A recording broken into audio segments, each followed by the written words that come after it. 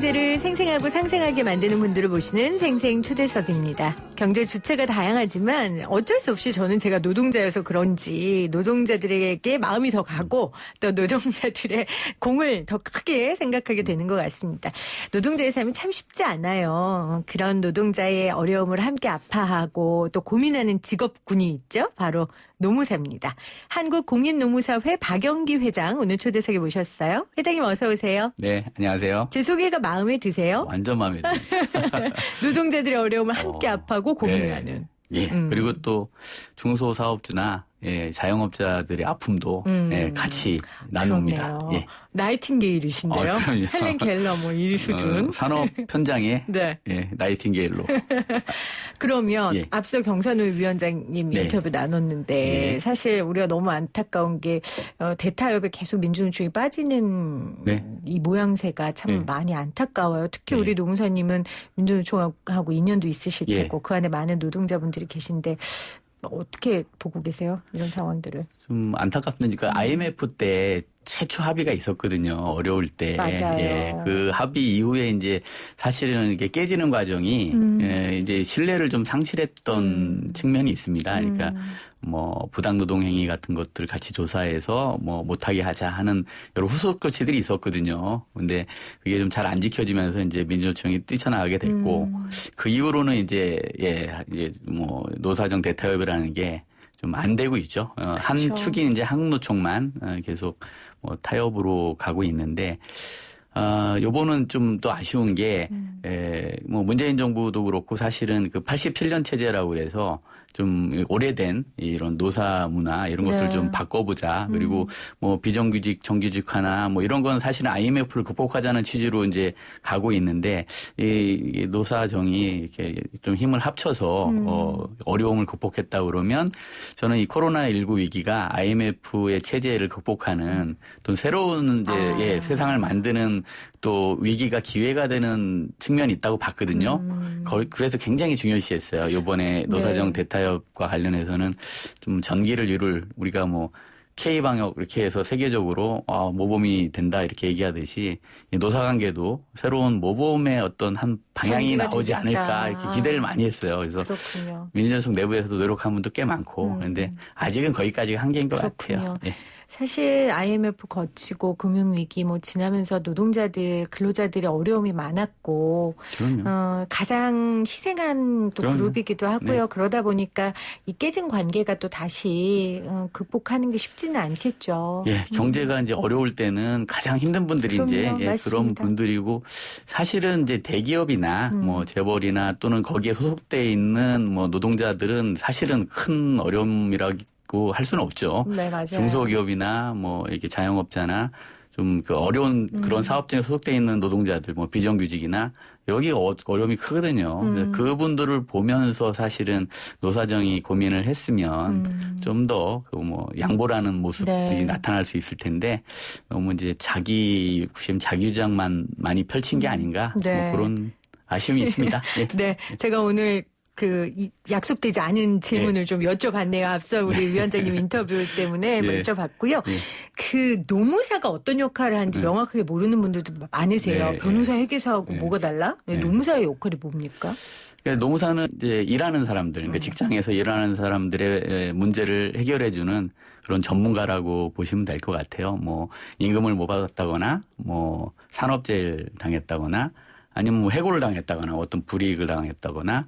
뭐 이런 이제 노동관계에 관련된 전반적인 사안에 대해서 뭐 법률적 대응이나 아니면 뭐 컨설팅, 자문, 뭐 지도를 할 수 있는 국가 전문 자격사고요.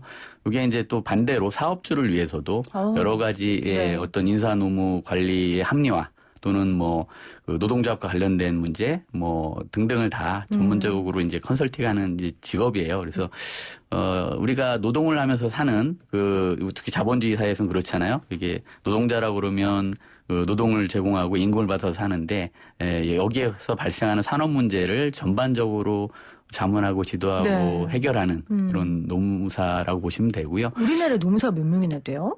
저희가 회원이 한 4,000명 되고요.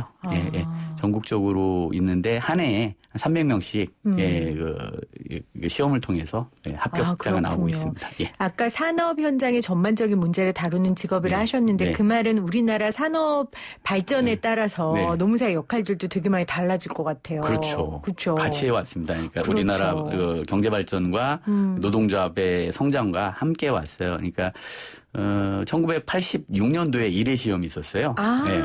그리고 87년도에 어떤 일이 생겼냐면 87년 민주항쟁이 있었지만 민주항쟁 끝나고 이제 7, 8, 9 노동자 대투쟁이라고 해서 전국에서 막 노동조합이 생깁니다. 근데 이거 처음 겪어보는 상황이니까 뭐 사업주도 잘 모르고 노동자들도 모르고 그래서 저희가 생기자마자 1년 만에 노무사로서의 혁혁한 자리도 잡았을 뿐더러 우리 사회를 위해서 노사 갈등 해결하는 데 큰 역할을 했거든요. 그리고 이제 10년 지나서 이제 IMF 터졌을 때 이때도 뭐 정리해고니 뭐 비정규직 문제니 새로운 문제가 터지는데 이런 문제를 산업 현장에서 잘 노사 간 이제 마찰을 줄이는 방향으로 좀 해왔고요. 그 이유는 이제 미국의 그 금융위기 미국발 터졌을 때도 마찬가지. 그래서 위기 때 이제 그렇네요. 이게 저희가 드러나는데 제가 전대미문의 코로나19 위기는 그런 면에서는 또 다른 우리 사회에 위해서 우리 공인노무사 할 일이 많다. 그렇네요. 그렇게 생각하고 있습니다. 그러니까 87년, 97년 IMF였고요. 그렇죠. 2007년 금융위기였고 그렇죠. 그러니까 거의 10년 단위로 이런 그 노동시장을 흔드는 산업 전반을 흔드는 이슈들이 생기는데 아까 지금 전대미문의 위기라고 하셨어요. 코로나는 네, 맞습니다. 지금 가장 노무사님이 보시기에 우리 회장님이 보시기에 노무사들이 가장 많이 상담하는 게 어떤 내용들입니까? 지금은 이제 그 고용 문제와 관련된 건이 많아요. 그러니까 그 고용 안정, 이제 휴직, 무급휴직 부분도 많고요. 그다음에 그 말씀드린 해고 문제 관련 사안도 많아지고 더불어서 이제 고용 유지 지원금이나 고용 안정 지원금, 그러니까 정부가 지금 예산을 추경을 통해서 많이 쏟아붓고 있거든요. 이 부분이 이제 현장에 잘 전달될 수 있도록 하는 그런 역할들을 지금으로서 이제 그렇게 하고 있고요. 한 가지 더 이제 작년에 된 직장 괴롭힘 금지법이 있습니다. 그 직장 괴롭힘 관련된 상담도 굉장히 좀 많이 늘어나고 있고, 직장 성희롱 관련 금지법에 따라 성희롱 관련 이제 상담도 늘고 있고요. 그렇네요. 그다음에 오는 이제 그 30일 이번 달 30일부터 공인노무사법이 개정돼서 이제 시행이 됩니다. 그 내용에 이제 그 사회보험 관계법령을 노무사가 할 수 있도록 업무가 확대가 됐어요. 그래서 국민연금, 건강보험, 뭐 이런 뭐 사학연금 등 그 각 연금에 관련 사안도 저희 공인노무사가 이제 저희 업으로 하게끔 점차 전반 산업 전반에 대한 문제를 해결하는 전문가로서 점점 더 큰 역할을 하고 있다. 이렇게 보시면 될 것 같습니다. 노동을 전문적으로 다루는 분들이 많아져야죠. 노동은 고귀하니까요. 그렇죠? 그냥 단순히 밥벌이로 끝나는 게 아니라 노동의 가치와 의미를 더 부여해 주는 게 저는 노무사들이라고 생각을 하고요. 고맙습니다. 좀 제가 노동자라 그래요. 사회적으로 좀 안 좋은 역할을 했던 모습들도 보였어요. 뭐 노조 파괴, 뭐 부당 노동행위, 뭐 이렇게 해서 뭐 그때 창조 컨설팅이라는 이제 노무법인 통해서 있었는데 그 자정 노력을 통해서 극복을 하고요. 그래서 이번 공인노무사법 시행에는 그 연구 등록 취소라는 아주 위법하거나 불법 그 자문을 하는 노무사에 대해서는 아예 연구의 저희 노무사업에서 퇴출시키는 그 조항까지 좀 넣어놓은 상태입니다. 그렇군요. 네. 갑자기 자기 고백까지 하셨어요. 회장님이 하신 건 아니었지만 어디나 근데 그런 사람들은 있어요. 그런 사람들보다 더 묵묵히 자신의 일을 하는 사람들이 많기 때문에 이렇게 대한민국이 굴러가는 거죠. 그렇죠? 맞습니다. 네.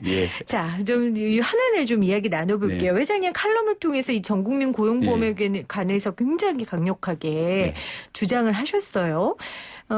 일단 정부에서 내놓은 것들은 사실 지금 일시적인 것들이고 결국 근본적으로는 전국민 고용보험 제도가 돼야 된다. 지금 이 말씀이신 거죠? 예, 반드시 해야죠. 그러니까 이제 전국민 고용보험이라는 말 때문에 좀 오해가 있어요. 이러면 우리 뭐 5천만인가요? 전 국민이 다 고용보험 들어야 되느냐? 세금 펑펑 쓰는 거 아니냐? 건강보험처럼 다뤄야 되는 그건 아니고요.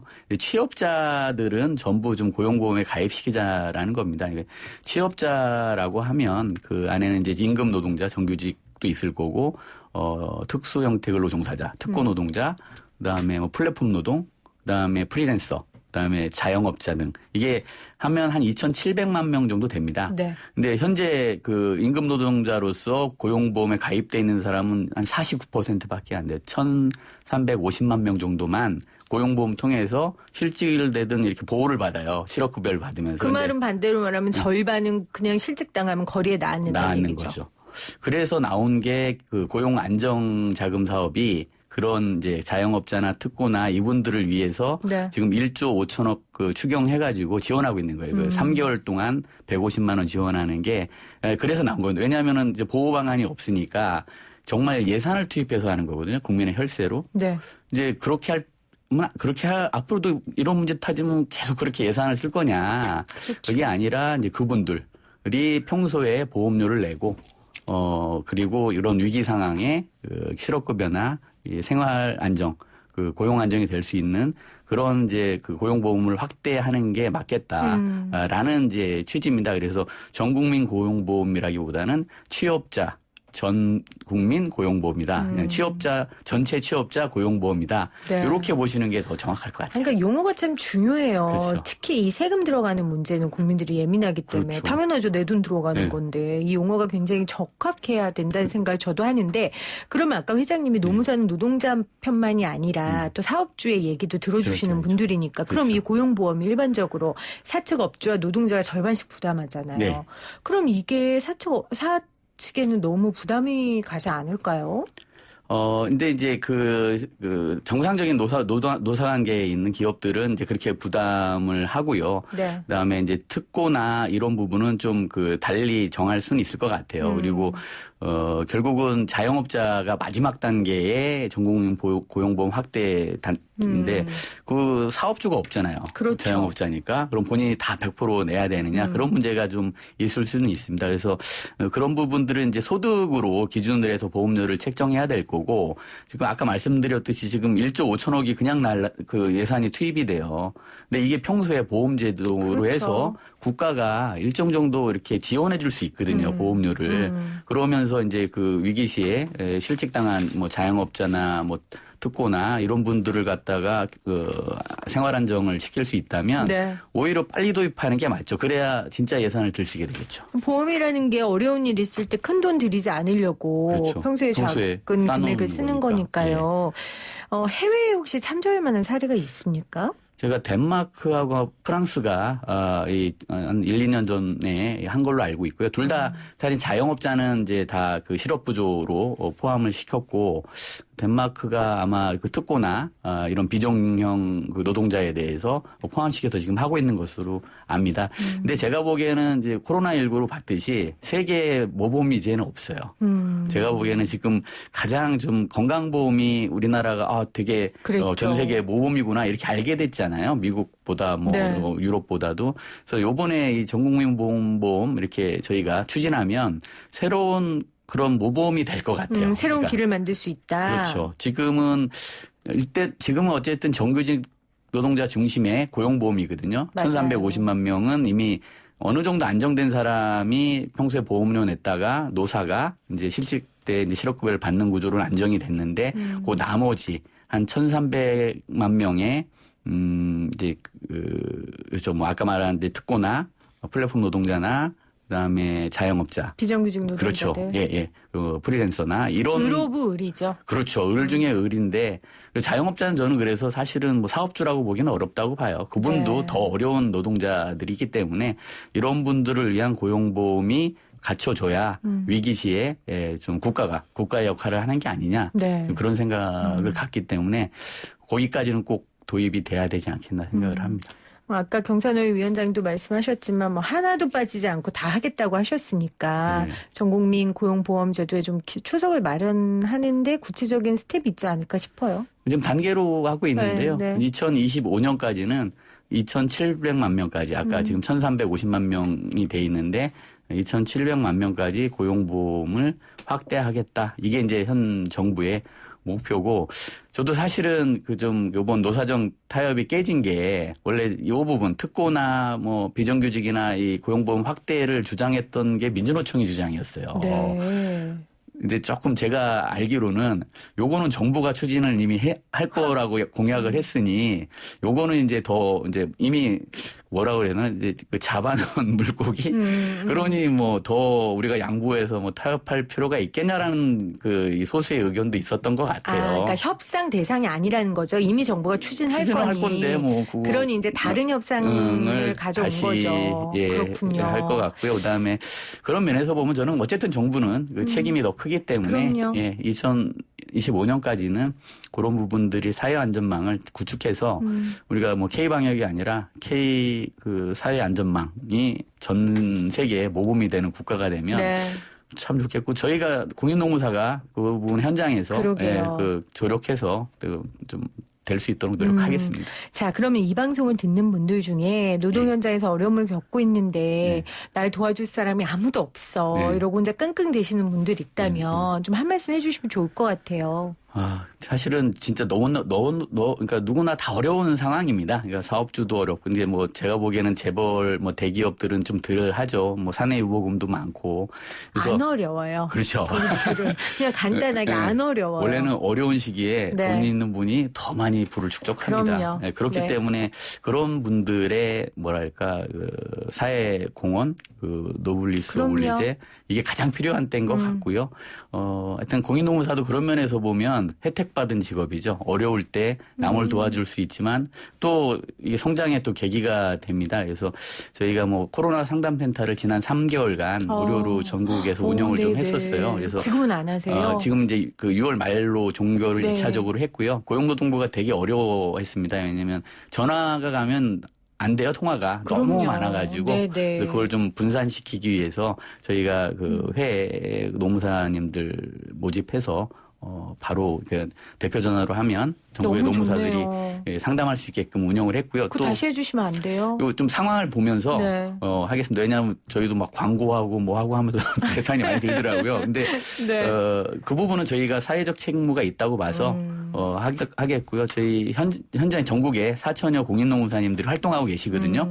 각 마을 노무사도 있습니다. 경기도, 서울 다 운영하고 있기 때문에 가까이에 있는 노무사나 노무법인 찾아가셔서 도움을 요청하면 정말로 대부분의 그 노무사님들 무료로 상담을 잘 해주실 겁니다. 네, 그래서 알겠습니다. 혹시 좀 뭐 서비스가 불만족한 부분이 있다면 저희 노무사 회로 연락 주시면 알겠습니다. 제가 잘 네. 서비스가 되도록 아니면 하겠습니다. 생생경제로 제보하시면 제가 회장님께 전달해 드리도록 하겠습니다. 그렇게 하겠습니다. 네, 오늘 생생초대석 한국공인노무사회 박영기 회장과 함께했습니다. 고맙습니다. 네, 고맙습니다. 4261님, 대한민국 노동자들 조금만 더 힘내봐요. 파이팅 하셨어요. 네, 힘내시길 바랍니다. 함께해 주신 여러분 고맙습니다. 저는 내일 3시 10분에 다시 올게요.